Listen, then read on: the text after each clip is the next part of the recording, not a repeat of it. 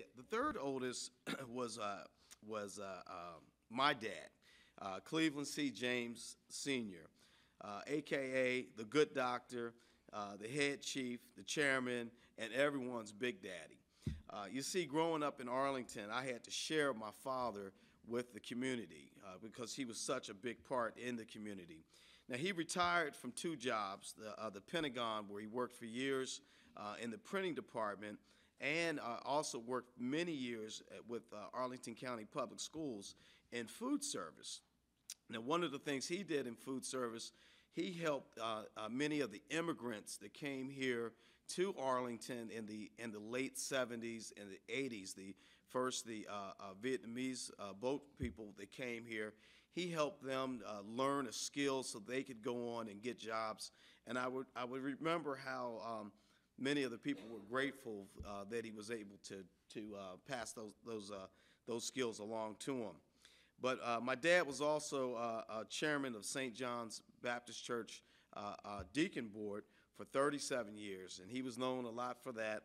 He was a deacon for 45 years, and in 2002 he was named chairman emeritus, or forever the chairman. So that was one of the things we had to grow up sharing my dad.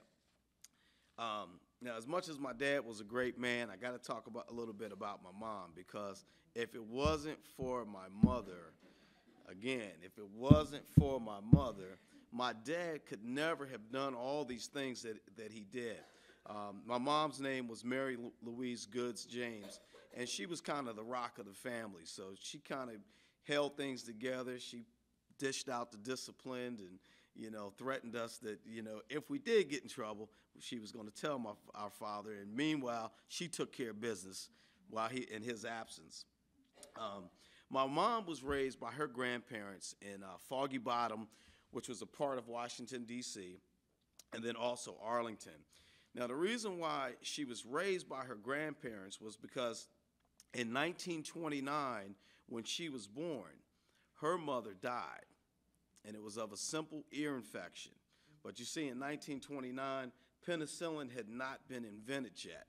And I always remember her telling me stories, and as when my kids would get sick, about penicillin and, and the antibiotic that we have now. So when we get infections, it's something we don't even think about. But yet, she didn't even have her mom because she passed away from a simple ear infection.